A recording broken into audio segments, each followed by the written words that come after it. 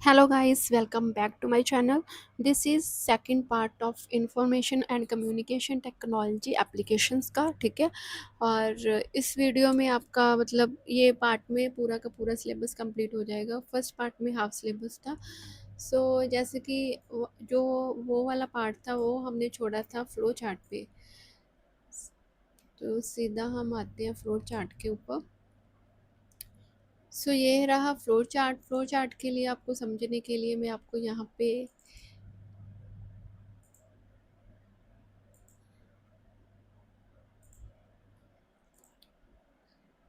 ठीक है।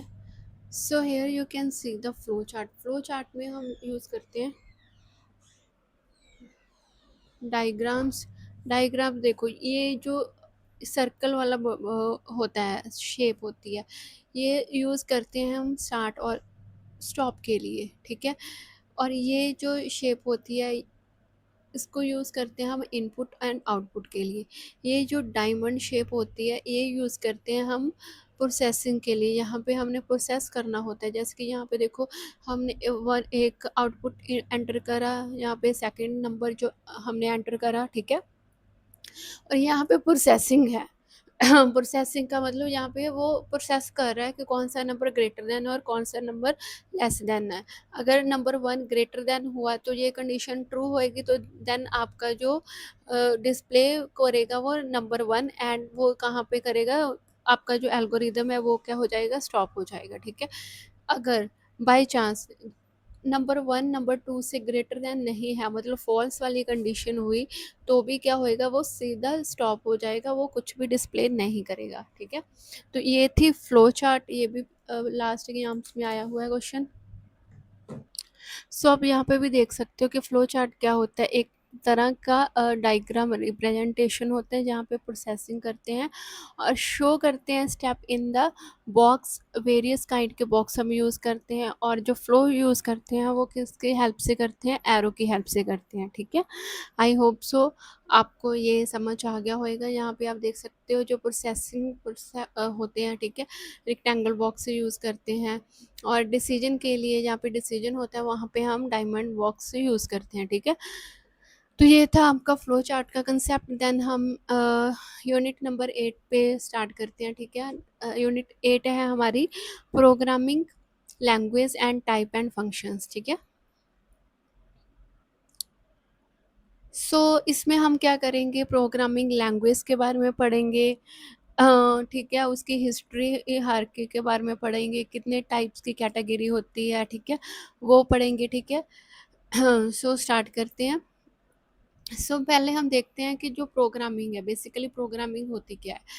क्या कहते हैं, कहते हैं प्रोग्रामिंग क्या होती है, इज़ अ आर्टिफिशियल लैंग्वेज होती है, कैन बी यूज, जिसको हम यूज़ करते हैं control the behaviour of the machine. Machine के बिहेवियर को कंट्रोल करने के लिए हम क्या यूज़ करते हैं, एक आर्टिफिशियल मतलब लैंग्वेज को यूज़ करते हैं जिसको बोलते हैं प्रोग्रामिंग लैंग्वेज। ये क्या होती है, सिस्टमेटिक वे से रूल होते हैं इसके कुछ ना कुछ लिखने के, ठीक है। सो इसको बोलते हैं प्रोग्रामिंग लैंग्वेज। कुछ कोड वर्ड होते हैं इसमें, ठीक है। फंक्शन क्या होएगा, फंक्शन क्या होता है, एक जो प्रोग्रामिंग लैंग्वेज है, लैंग्वेज होती है ताकि राइट कर सके हम कंप्यूटर के प्रोग्राम को with instruction to computer perform some kind of the computations, ठीक है। क्या मतलब है, प्रोग्रामिंग लैंग्वेज के थ्रू से हम कंप्यूटर से अपना काम निकलवाते हैं, सिंपल फॉर्म में हम कह सकते हैं, ठीक है। टारगेट क्या है, जो प्रोग्रामिंग लैंग्वेज होती है जो हम नेचुरली बोलते हैं, ठीक है, उससे क्या होती है, बिल्कुल डिफरेंट होती है। इसमें कोड होते हैं, ठीक है, और नॉर्मल यूज़र के लिए मतलब उसके समझ से बाहर होती है, ठीक है, क्योंकि इसके लिए प्रॉपर ट्रेनिंग लेनी पड़ती है, क्लासेस होती हैं, ठीक है, इंडस्ट्रियल ट्रेनिंग होती है। जैसे कि एचटीएमएल होगी कोड बनाने के लिए, है ना, डिज़ाइन करने के लिए, या कोई वेबसाइट क्रिएट करने के लिए हम एचटीएमएल लैंग्वेज को यूज़ करते हैं। हाइपर टेक्स्ट मार्कअप लैंग्वेज होता है इसका फुल फॉर्म, ठीक है। अच्छा, अब क्वेश्चन ये आता है कि why to learn about the programming language. क्यों हमें सीखनी चाहिए ये प्रोग्रामिंग लैंग्वेज? पहले क्या है, ये अप्रिशिएट करता है मतलब प्रोग्रामिंग के लिए, ठीक है। अगर प्रोग्रामिंग हमें लैंग्वेज आती होगी तभी हम प्रोग्राम बनाएंगे, अंडरस्टैंड कर सकेंगे हम प्रोग्राम को, ठीक है। कनेक्शन बिटवीन द लैंग्वेज, फिर अगर आपको पता चल गया तो आप प्रॉब्लम सॉल्व कर सकते हो, ठीक है। तो ये चीज़ें हैं। लैंग्वेज के बारे में सीखने को पता चलता है, इसके क्या फीचर है, इसको कैसे इम्प्लीमेंट करते हैं। न्यू लैंग्वेज स्किल आपके इंक्रीज होते हैं। एल्गोरिथम्स के बारे में पता चलता है, कंप्यूटर कैसे काम करता है उसके बारे में पता चलता है। डिज़ाइन के लिए आपको न्यू लैंग्वेज सीखते हो, कैसे वेबसाइट क्रिएट करनी है, ठीक है। तो ये थे कि क्या क्यों सीखनी चाहिए, ठीक है।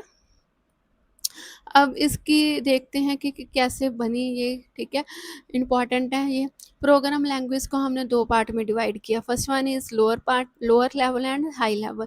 लोअर लेवल की जो मशीन होती कौन सी होती है? Machine level language and the assembly language. जो हाई लेवल की लैंग्वेज है procedural language and not procedural language, ठीक है। ये जो मशीन लैंग्वेज होती है ये इसको बोलते हैं बाइनरी लैंग्वेज, 0 एंड 1 की फॉर्म में लैंग्वेज होती है और कंप्यूटर को बाइनरी लैंग्वेज ही समझ आती है। असेंबली लैंग्वेज होती है जिसमें हमने सिंबॉलिक यूज़ करने स्टार्ट कर दिए थे, है ना। न्यूमेरिक फॉर्म में भी और सिंबॉलिक फॉर्म में भी उन दोनों का कॉम्बिनेशन बनाया था, जैसे कि ऐड वर्ड यूज़ करा हमने, सम यूज़ करने लग गए, ठीक है। क्योंकि 0 एंड 1 बाइनरी लैंग्वेज जो मशीन लैंग्वेज है बहुत टिपिकल है एज अ ह्यूमन बीइंग, है ना। तो यहाँ पे असेंबली लैंग्वेज में कोड हमने बनाना स्टार्ट कर दिए थे। यहाँ पे assembly language. Then procedural language, ये आप देख सकते हो कि commercial language, scientific language, system programming language है। नॉन प्रोसीजरल लैंग्वेज कौन सी है? Command language, application language, data flow language, special purpose language, ठीक है। सो वन बाय वन करके इसके बारे में हम डिस्कस करेंगे। सो सबसे पहले जो इम्पोर्टेंट है दिस वन आपको पता होना चाहिए, high level language, assembly language and machine level language क्या है। हाई लेवल लैंग्वेज जो प्रोग्राम अभी यूज़ करते हैं मोस्ट अंडरस्टैंडेबल लैंग्वेज होती है, ठीक है। प्रोग्राम को कम समझ आती है ये असेंबली लैंग्वेज क्योंकि कोड होती है, और ये तो बिल्कुल नहीं समझ आती क्योंकि 0 एंड 1 की फॉर्म में होती है, बहुत टिपिकल होती है, ठीक है। ये क्या होती है? पोर्टेबल होती है, ये नॉट पोर्टेबल होती है, ये भी नॉट पोर्टेबल होती है। यहाँ पे डिबग करना ईजी है, मतलब एरर फाइंड आउट करना। डिबग का मतलब बग होती है एरर, एंड डिबग होती है एरर को रिमूव करना। यहाँ पे एरर को रिमूव करना इजी है, यहाँ पे कम्प्लेक्स है, यहाँ पे तो बहुत ज़्यादा ही कम्प्लेक्स है।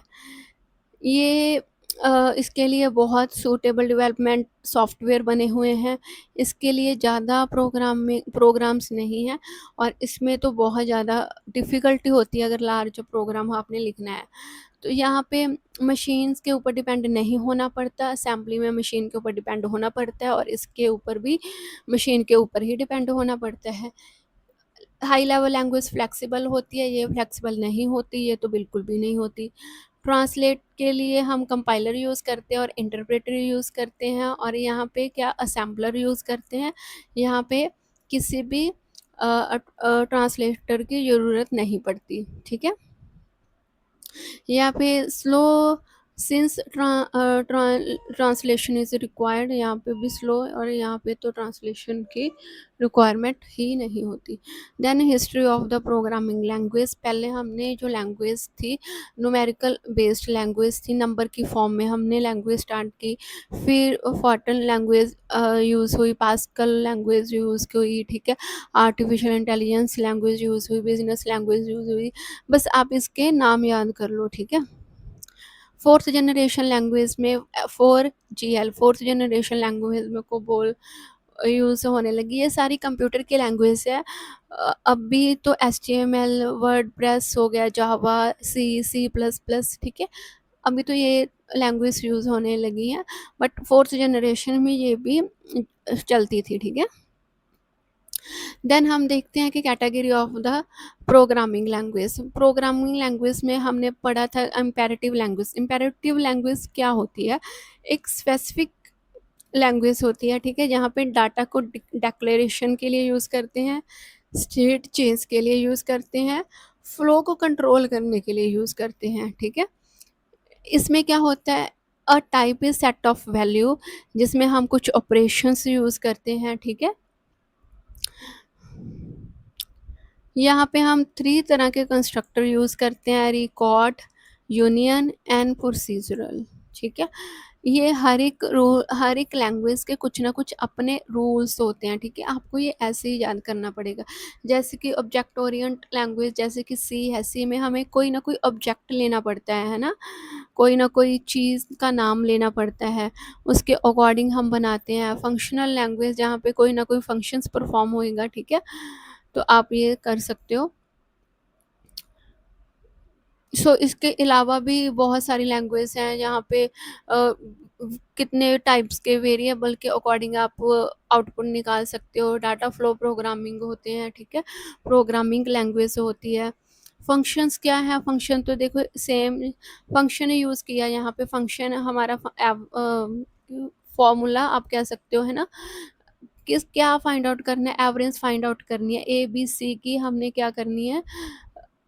एवरेज फाइंड आउट करनी है। वेयर हम यूज़ करते हैं वेरिएबल, वेरिएबल में हमने क्या फाइंड आउट करना है? रिजल्ट हमने मान कर लिया, फिर तीनों का प्लस करके अपॉन 3, क्योंकि एवरेज हम ऐसे फाइंड आउट करते हैं। फिर हमने रिटर्न में क्या दिया कि हमें रिजल्ट शो हो, जो रिटर्न में लिखते हैं वही डिस्प्ले पे शो होता है। तो आपका जो रिजल्ट होएगा वो आप डिस्प्ले कर दोगे। अब देखो जैसे कि आप एवरेज 6 4 5 7 6 4 7 थी, तो एवरेज क्या आ जाएगी? 30 45 21, ठीक है? ऐसे करके आप फंक्शन को परफॉर्म कर पाओगे। क्लियर? नेक्स्ट है हमारा word processing software. Word process software में सारी हम फॉर्मेटिंग के बारे में सीखेंगे कि क्या होती है इसमें, ठीक है? अब feature of the word process, word तो सभी ने यूज़ किया होएगा। इसमें क्या कर सकते हैं? इंसर्ट कर सकते हैं, टेक्स्ट को कॉपी कर सकते हैं, मूव कर सकते हैं, डिलीट कर सकते हैं। I think so word, M S word तो सभी ने ही यूज़ किया होएगा। सभी को पता है पेज की सेटिंग कर सकते हैं हम, कितना मार्जिन यहाँ पे रखना है, लेफ़्ट साइड और राइट साइड पे कितना गैप छोड़ना है। ग्राफिक यूज़ कर सकते हैं। आपने कोई पर्टिकुलर वर्ड को फाइंड आउट करना है तो find and replace function use कर सकते हैं। अलग अलग तरह के चार्ट, ग्राफ्स यूज़ कर सकते हो, बार चार्ट, पाई चार्ट, ठीक है? पिक्टोग्राफ।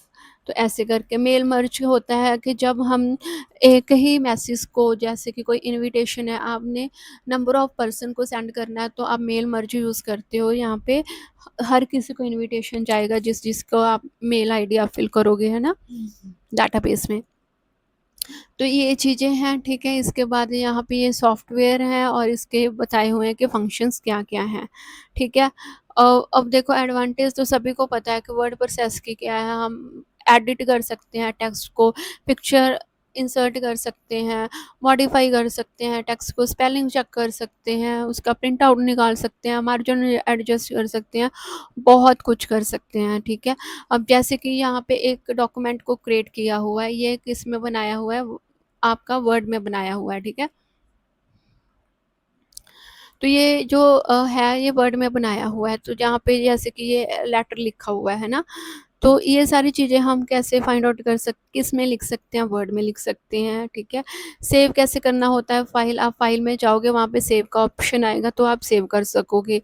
फॉर्मेटिंग क्या होती है? फॉर्मेटिंग का मतलब होता है, एक होता है नॉर्मल टेक्स्ट, एक होता है कि उसको थोड़ा-सा चेंज कर देना। अब देखो कैसे, अब ये फॉर्मेटिंग द टेक्स्ट आप देख रहे हो और ये नॉर्मल टेक्स्ट है, बिल्कुल।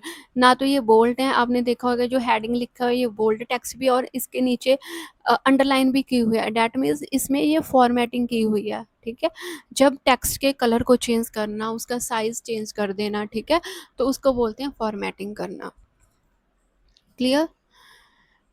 तो ये सारी चीज़ें इसमें दी हुई हैं। Then alignment of the text, alignment का टेक्स्ट का क्या मतलब है? सपोज कि आप एक स्पेस पे लिख रहे हो, ठीक है? मैंने जैसे कि अपने चैनल का नाम लिखा खुशी, ठीक है? तो ये मैंने लिखा सेंटर में, ठीक है?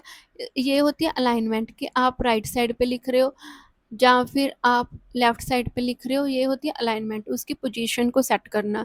कैसी पोजीशन होती है? लेफ्ट होती है, राइट होती है, सेंटर होती है, जस्टिफाइड। जस्टिफाइड का मतलब दोनों तरफ एक स्पेस अपने आप प्रॉपर स्पेस वहाँ पे छोड़ी जाती है, ठीक है। देन स्पेलिंग चेक, ये सभी को पता है, स्पेलिंग चेक कर सकते हैं हम। यहाँ पे अगर कुछ मिस्टेक हो जाती है तो बेबी कलर की लाइन आ जाती है, तो वहाँ पे आप जैसे ही राइट क्लिक करते हो उस वर्ड पे, तो आपके करेक्ट जो स्पेलिंग है वो वहाँ पे डिस्प्ले हो जाते हैं, है ना। सो इसके बाद ठीक है, असाइन करैक्टर के स्टाइल आपने देखा होगा, कोई स्पेलिंग ऐसे लिखा जाता है, कोई ऐसे ऐसे करके, ठीक है। तो आप असाइन कर सकते हैं करैक्टर के स्टाइल को भी, ठीक है। देन बॉर्डर एंड शेडिंग, आप बॉर्डर दे सकते हो। आपका सपोज सिंपल पेज है, ठीक है, आप ऐसे ऐसे करके, मतलब नंबर ऑफ होते हैं एग्जाम्पल्स, ठीक है। नंबर ऑफ टाइप्स होते हैं कि आप किस तरह का बॉर्डर चाहते हो। देखो यहाँ पे देख रहे हो आप, पेज बॉर्डर देखो, सिंपल लाइन है, ये डॉटेड लाइन है, ये भी डॉटेड लाइन है पर स्पेस कम है, ठीक है। तो ऐसे करके आप यहाँ पे भी देख सकते हो, नंबर ऑफ आपके पास डिज़ाइन होते हैं पेज बॉर्डर को बनाने के लिए, ठीक है। और फिर यहाँ पे लाइन का स्टाइल है कि उसका बॉर्डर कलर करना है या नहीं, शेडिंग करनी है या नहीं, चूज़ कैसे करना होता है। फाइल पे जाके क्लिक करते हो, वहाँ पे ओपन पे जाते हो, ओपन के करने के बाद आप वहाँ पे क्या करते हो, ओपन कर सकते हो। या सेव और सेव एज़ में क्या डिफरेंस होता है। सेव का मतलब होता है वो डॉक्यूमेंट सेम जगह पे ही सेव हो जाएगा। सेव एज़ का मतलब होता है जब आपने वो ही सेम डॉक्यूमेंट सेव करना होएगा, बट आपको डिफरेंट लोकेशन चाहिए, मतलब कहीं और सेव करना है, जैसे सी में, ड्राइव में, या फिर ड्राइव डी में, ई में आपने सेव करना है, तो वो आप यूज़ करते हो save as option. Clear. Edit कर सकते हो ओपन करके उसको, डॉक्यूमेंट को, ठीक है।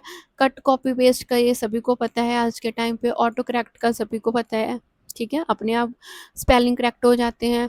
ऑटो फॉर्मेट, जैसे अपने आप उसमें कलर वगैरह चेंज आप कर सकते हो, ठीक है। तो ये था आपका 9th चैप्टर। देन हम आगे है लाइब्रेरियन ऑटोमेशन। लाइब्रेरियन ऑटोमेशंस में देखते हैं कि क्या होता है।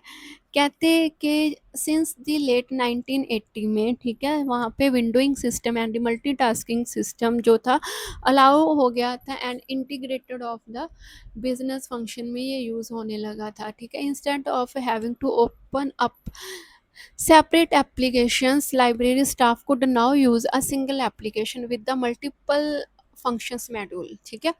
अब क्योंकि विंडो सिस्टम आ गया था, लाइब्रेरी में भी अपडेट हो रही थी। अभी तक हमने सिलेबस कंप्लीट कर लिया है सेकंड सेम का सभी, तो उसमें भी हमने पढ़ा कि सबसे पहले एशियंट लाइब्रेरी थी, फिर मिडिवल था, फिर उसके बाद मॉडर्न लाइब्रेरीज आई, ठीक है। तो वो अप टू डेट होता रहा। अभी डिजिटल लाइब्रेरीज है, सब कुछ ऑनलाइन डाटा आ गया है ना।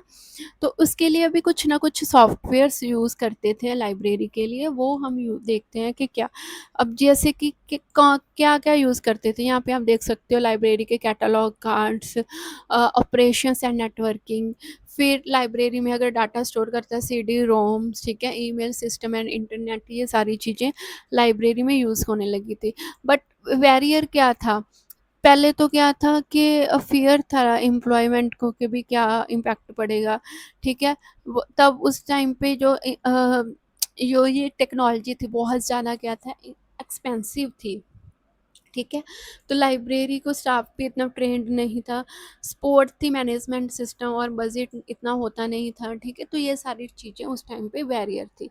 फिर नीड क्यों हुई इन सब चीज़ों की, क्योंकि क्वालिटी इम्प्रूव हो सकती थी, असेस कर सकते रिमोट सोर्सेज को, मैनेजमेंट इम्प्रूव हो सकती थी, फैसिलिटी और ज़्यादा वाइडर हो सकती थी, ठीक है। तो ये सारी चीज़ों के लिए अप अपग्रेड हो रही है लाइब्रेरी, तो बेनिफिट तो हो ही गई है ना। तो लाइब्रेरी मैनेजमेंट सिस्टम एक था सिंगल सिस्टम या फिर इंटीग्रेटेड सिस्टम, ठीक है। अब बेनिफिट क्या थे, क्योंकि कंप्यूटर के through technology I, software I, तो ये क्या हो गया और सिंपल हो गया, एफिशिएंसी हो गई, एडवांटेज मिला, कंट्रोल कर सकते थे, स्किल बिल्डिंग होने लगी, ठीक है। कस्टमर सर्विस और इम्प्रूव हो गई, क्योंकि नेट यूज़ होने लगा कंप्यूटर के थ्रू, है ना, मेल्स वगैरह आने लगी, और ईज़ियर असेस हो गया, कलेक्शन रखनी और ज़्यादा ईज़ी हो गई, है ना। तो ये था इसके अंडर।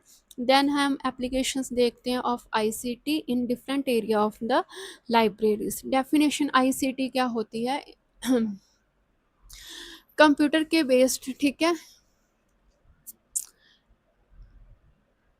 होती है, ठीक है। अब इसके टूल्स क्या हैं, आईसीटी का मतलब यहाँ पे कंप्यूटर हो, इंटरनेट हो, कैमरा हो, वेब कैम हो, स्मार्ट कार्ड हो, उसको बोलते हैं आईसीटी, ठीक है। ई बुक्स हो, प्रिंटर हो, ईमेल आप सेंड कर सकते हो, डीवीडी हो, ठीक है। आईसी बेस्ड लाइब्रेरी क्या क्या होती है, यहाँ पे डाटा प्रोसेसिंग कर सकते हो, करिकुलमर कर सकते हो, कैटलॉगिंग कर सकते हो, बिब्लियोग्राफी, आप ऑनलाइन डाटा सेट सर्च कर सकते हो, डाटाबेस आपका प्रिपेयर हो। सर्विस कौन सी देने लगे अब, आईसीटी बेस्ड, कंप्यूटर बेस्ड जो टेक्नोलॉजी आप यूज़ करने लगे, ऑनलाइन नेटवर्किंग होगी स्टार्ट, सीडी रोम सर्च कर सकते थे, फोटो कॉपी का इजी हो गया क्योंकि कंप्यूटर के थ्रू ही हम कॉपी निकाल सकते थे तब, ऑनलाइन इंफॉर्मेशन आपको आने लगेगी, new clip and scanning system आ गया आपके पास, ठीक है। ऑनलाइन आप रिजर्वेशन करने लगे, ठीक है, लाइब्रेरी के लिए भी, database search system, audio video service आपको प्रोवाइड करवा सकते थे अब विद हेल्प ऑफ आईसीटी, है ना। इंटरनेट एक्सेस मिल गया आपको, क्वायरी, आप ई क्वायरी सर्विस होगी, मतलब ऑनलाइन आप क्वेश्चंस, मतलब क्वायरी लेते थे लोगों की, है ना, उसको सॉल्व करने की कोशिश करने लगे। देन ऑनलाइन इंफॉर्मेशन सर्विस, ये सभी को पता है इसमें, ऑनलाइन इंफॉर्मेशन सर्विस में ऑनलाइन डाटा प्रोवाइड करने लगे हम, वेबसाइट के थ्रू हम अपनी ई सोर्स करने लगे, है ना, बुक सेंड करने लगे। Search engine and library, search engine and libraries का क्वेश्चन, ये आई थिंक सो 115 के क्वेश्चन में ही आया था। सर्च इंजन क्या होएगा, लाइब्रेरी में कोई बुक नहीं अवेलेबल या डाटाबेस पे आपको कुछ भी इंफॉर्मेशन चाहिए तो सर्च इंजन पे आप क्या कर सकते हो, सर्च कर सकते हो। जैसे गूगल सर्च इंजन सबसे फेमस है, ठीक है, वैसे ही आप लाइब्रेरी के सॉफ्टवेयर यूज़ कर सकते हो, जैसे कि सोल है, ठीक है, कोहा करके है, ठीक है, ये सॉफ्टवेयर आप यूज़ कर सकते हो। एसईओ होता है, सर्च इंजन ऑप्टिमाइजेशन, एसईओ काम करता है कि जो वर्ड, जैसे कि आप गूगल पे टाइप करते हो तो विद इन 0.001 सेकंड में ही आपके पास पूरी इन्फॉर्मेशन आती है। वो कैसे काम करती है कि उसके पीछे एसईओ टेक्नोलॉजी काम करती है कि जो आपको इन्फॉर्मेशन इतने डाटाबेस से मतलब इतनी क्विकली फाइंड आउट करके ला के देती है, ठीक है। गूगल बुक्स हो गई, ठीक है, बुलन लॉजिक हो गए, बुलन लॉजिक आपको शायद नहीं पता, बट ये एक तरह के ऑपरेशंस होते हैं। एंड क्योंकि कंप्यूटर को ना बाइनरी लैंग्वेज समझ आती है, 0 1 0 1 1 1, ये होते हैं आपके कह सकते हैं कोड, है ना, ऑपरेशन यूज़ करना है, जैसे हमने इस पे एंड का ऑपरेशन यूज़ करना है तो वो होता है जैसे कि मल्टीप्लाई आप करते हो, अब ये 1 को 0 के साथ मल्टीप्लाई करोगे 0 0, 1 को 1 के साथ करोगे 1, तो ये क्या है, बुलियन ऑपरेशन यूज़ करते हैं, एंड और एंड नॉट, ठीक है। तो आपको इतना डीपली करने की ज़रूरत नहीं है क्योंकि ये हमारा थ्योरी का कंसेप्ट है, तो इसमें ज़्यादा परेशान होने की ज़रूरत नहीं। देन हम देखते हैं कि लाइब्रेरी सॉफ्टवेयर क्या है, ठीक है। लाइब्रेरी दो तरह के सॉफ्टवेयर है, system software and application software. System software मैंने आपको पहले ही बताया है, जो प्री इंस्टॉल होते हैं आपके कंप्यूटर में, ठीक है, जो सिस्टम को मैनेज करके रखते हैं और डेवलपमेंट के लिए ज़रूरी है, जैसे कि डॉस हो गया या विंडो हो गई या लाइनेक्स हो गया, ठीक है। तो ये चीज़ें, एप्लीकेशन सॉफ्टवेयर होते हैं जो दो तरह के होते हैं, एक तो जनरल पर्पस के लिए, एक होते हैं स्पेशल पर्पस के लिए। जनरल पर्पस के लिए जैसे एमएस ऑफिस सभी के कंप्यूटर में होते ही है। स्पेशल पर्पस के लिए कोई स्पेसिफिक गेम आप डाउनलोड कर रहे हो, कोई स्पेसिफिक आप वीडियो के लिए रिगार्डिंग कोई सॉफ्टवेयर इंस्टॉल कर रहे हो, टाइपिंग के लिए अलग से सॉफ्टवेयर डाउनलोड कर रहे हो। ऑपरेटिंग सिस्टम क्या होता है, जो विंडो आप इंस्टॉल कर रहे हो that is the operating system, ठीक है। सिंगल यूज़र के लिए भी होती है, मल्टी यूज़र के लिए भी होती है। लैंग्वेज ट्रांसलेटर कितने टाइप के होते हैं, इंटरप्रेटर होता है, कंपाइलर होता है और असेंबलर होता है, ठीक है। इंटरप्रेटर क्या करता है, ये कोड को डिकोड करता है लाइन वाइज, है ना, मतलब पहले एक लाइन, फिर दूसरी लाइन, फिर तीसरी लाइन, फिर, है ना, वन बाय वन करके। और जो कंपाइलर होता है ये इसकी क्या होती है, स्पीड फास्टर होती है, क्यों, क्योंकि ये मतलब पूरा का पूरा जो पैराग्राफ होता है उसको कंपाइल कर देता है, एक ही टाइम पे उसको ट्रांसलेट करता है। ट्रांसलेट मतलब ये मशीन लैंग्वेज को हाई लेवल में कन्वर्ट कर देता है। यहाँ पे यूज़ होता है इंटरप्रेटर, कंपाइलर, असेंबलर। जो असेंबली लैंग्वेज को हाई लेवल लैंग्वेज में कन्वर्ट करता है उसको बोलते हैं असेंबली लैंग्वेज, ठीक है। लाइब्रेरी के लिए कौन से सॉफ्टवेयर ज़रूरी हैं? अब बार कोड ज़रूरी है, आपने देखा होगा कि बुक्स के पीछे भी बार्स बनी होती हैं उसकी चेकिंग के लिए। मल्टीमीडिया मैनेजमेंट होना चाहिए, प्रिंट करने के लिए एप्लीकेशन होनी चाहिए, टेक्निकल हेल्प होनी चाहिए उसके अंदर, ठीक है। लाइब्रेरी सॉफ्टवेयर पैकेज होना चाहिए उसके अंदर, ठीक है। क्लियर? तो लाइब्रेरी सॉफ्टवेयर के फीचर ये सभी को पता है कि क्या क्या चीज़ें इसके अंदर आप कर सकते हो। लाइब्रेरी सॉफ्टवेयर के अंदर बुक्स परचेज कर सकते हो, इशू कर सकते हो, फाइन वगैरह का सारा बैलेंस शीट बना सकते हो, मेंबरशिप की सब्सक्रिप्शन लेनी, मल्टीटास्किंग काम करना, ठीक है। वेंडर्स की लिस्ट आप रख सकते हो, ऑथर की लिस्ट रख सकते हो, सब्जेक्ट कैटेगरीज जो भी सब कुछ है आप लिस्ट, हॉलीडेज की क्या लिस्ट है, क्या परचेज की लिस्ट है, ठीक है, क्या ऑर्डर करना है, ये सारा आप कहाँ पे कर सकते हो? इस एप्लीकेशन के। सो ये है आपका लास्ट यूनिट, ठीक है। Essential feature of the library software. अब लाइब्रेरी में सॉफ्टवेयर होते हैं, ठीक है, बट उसके लिए भी जो ज़रूरी चीज़ें होती हैं, ठीक है, रिक्वायरमेंट होती है मतलब सॉफ्टवेयर के लिए, वो देखते हैं कि क्या क्या है। पहले क्या है, कैटलॉगिंग एंड क्लासिफिकेशन, मतलब जो हम क्लासिफिकेशन करते हैं मैनुअली, है ना, कैटलॉग कार्ड के साथ, वो सारे जो यूज़ करते हैं टेक्निक्स, वो उसको सपोर्ट करनी चाहिए, जैसे AACR, MARC, DDC, UDC, ठीक है। इस तरह के जितने भी क्लासिफिकेशन कैटलॉग कार्ड्स हम बनाते हैं वो सारे सपोर्ट करने चाहिए। इसके बाद यहाँ पे सीरीज़ कंट्रोल, एक्वेशंस कंट्रोल भी होना चाहिए। जो आप ऑर्डर लेते हो, जो ऑर्डर देते हो, बजट बनाते हो, ठीक है, इनवॉइसिंग, सब्सक्रिप्शन मैनेजमेंट, ये सारी चीज़ों का रिकॉर्ड आपके पास होना चाहिए। मेंबर्स को रिटर्न करना, सर्कुलेशन से, है ना, कि बुक रिटर्न करनी है, ये सारा रिकॉर्ड उस सॉफ्टवेयर में मतलब होना चाहिए record. OPAC, open online public access catalogs, ये भी सारे के सारे सॉफ्टवेयर इसको सपोर्ट करने चाहिए ताकि हम ऑनलाइन अपने रिसोर्स को दिखा सके, ठीक है, सर्च कर सके, लोग फाइंड आउट कर सके। Then reports and statics, user management, ठीक है, ये सारी चीज़ें क्या ज़रूरी है। और जो लास्ट फीचर जो बहुत ज़्यादा इंपॉर्टेंट है, that is backup and security. अब सारा डाटा आपका वहाँ पे है, पासवर्ड वहाँ पे है, ठीक है, सारी रिकॉर्ड्स का डाटा वहाँ पे, अगर इन केस वहाँ पे विंडो करप्ट हो जाते हैं या सॉफ्टवेयर करप्ट हो जाता है तो बैकअप एंड सिक्योरिटी उसकी अच्छी होनी चाहिए। देन है हमारा study of the selected library package, जो सॉफ्टवेयर एक्चुअली हम यूज़ करते हैं लाइब्रेरी में। विन सिस SIS, ठीक है, किसने डेवलप किया था? यूनेस्को ने किया था। टाइप किसकी इसकी क्या है? बिल्कुल फ्री है और नॉन कमर्शियल है, ठीक है। फीचर क्या है? देखो ये फीचर्स इसमें जो सॉफ्टवेयर को सपोर्ट तो करेगा ही करेगा, ठीक है। इसके बाद क्या है, इसकी लिमिटेशन क्या है कि आउटडेटेड हो गया। कुछ वेबसाइट ऐसी होती हैं जो इसको सपोर्ट नहीं कर पाता ये वाला सॉफ्टवेयर, ठीक है। देन आगे है LIBSYS, ठीक है, ये किसने डेवलप किया था? लिब सिस्टम LTD .India ने। इसके टाइप क्या है? ये कमर्शियल टाइप की है, ठीक है। फीचर इसके क्या है? हाँ, इसका डाटा मतलब डाटाबेस अच्छा है, ठीक है।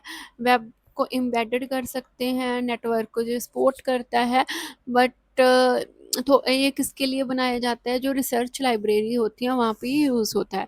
देन जो software for the university library, university की जो लाइब्रेरीज है उसके लिए जो सॉफ्टवेयर यूज़ होता है ये वो है। कैसा है? बिल्कुल फ्री है सारे यूनिवर्सिटी कॉलेजेस के लिए। फीचर इसमें क्या है कि जितने भी कैटलॉगिंग कार्ड्स यूज़ होते हैं वो सारे के सारे इसको सपोर्ट करता है। क्लाइंट सर्वर इन्वायरमेंट है, क्लाइंट सर्वर क्लाइंट कैसे बेस्ड है और सर्वर उसको एक्सेप्ट करता है, तो ऐसे मतलब कम्युनिकेशन होती है। और वेब एम्बेडेड भी है, ठीक है। तो बहुत ज़्यादा अच्छा सॉफ्टवेयर है। स्ट्रेंथ क्या है? स्पेशली ये लाइब्रेरीज़ के लिए डेवलप हुआ हुआ है। तो देन KOH ये डेवलप हुआ है न्यूजीलैंड में, ओपन सोर्स है, वर्ल्ड वाइड इसको हम यूज़ कर सकते हैं, ठीक है, फ्री है बिल्कुल। और इसमें भी यही है कि वेब बेस्ड होता है, इंडिपेंडेंट है, ये सारे के सारे जो हमारे कैटलॉगिंग के क्लासिफाइड करते हैं वो सारे के सारे सपोर्ट करता है। स्ट्रॉन्ग कम्युनिटी सपोर्ट इसमें है, फ्रीक्वेंटली ये क्या करते हैं, अपडेटेड रहते हैं, ठीक है, कॉस्ट इफेक्टिवली है और ग्लोबली इसको यूज़ करते हैं। अब देखो यहाँ पे टाइप्स में ये पूरा टेबल है, जब जो भी हमने करा बिल्कुल इजी लैंग्वेज में वहाँ पे बताया हुआ है। टाइप क्या है, फ्री है, ये कमर्शियल है, फ्री है, देन ओपन सोर्स है, ये लिमिटेड है मॉड्यूल इसके, ठीक है, ये कम्प्लीटली आईएलएस बेस्ड है, लाइब्रेरी के ऊपर बेस्ड है, ये भी लिमिटेड है, यस यस यस इसमें होता है, ठीक है, ये सारे जो सॉफ्टवेयर है उसको सपोर्ट करता है, ठीक है। कस्टमाइजेशन इसमें लो है, इसमें मीडियम है, इसमें मीडियम है, और जो न्यूजीलैंड वाला है उसमें तो बहुत ज़्यादा हाई है। सूटेबल क्या करता है, ये स्मॉल डाटाबेस को मतलब सपोर्ट करता है, ठीक है। देन ये रिसर्च लाइब्रेरी के लिए हम यूज़ करते हैं, ये यूनिवर्सिटीज़ के लिए यूज़ करते हैं, और जो लास्ट वन है वो किसी भी लाइब्रेरी के लिए यूज़ कर सकते हैं। सो आज हमारा 118 का सिलेबस हो गया कंप्लीट। आई होप सो ये वीडियो आपके लिए बहुत हेल्पफुल होएगी। Thanks for watching my video, और हो सके तो एक छोटी सी रिक्वेस्ट है, मेरे चैनल को सब्सक्राइब कर लेना। Thanks for watching my video.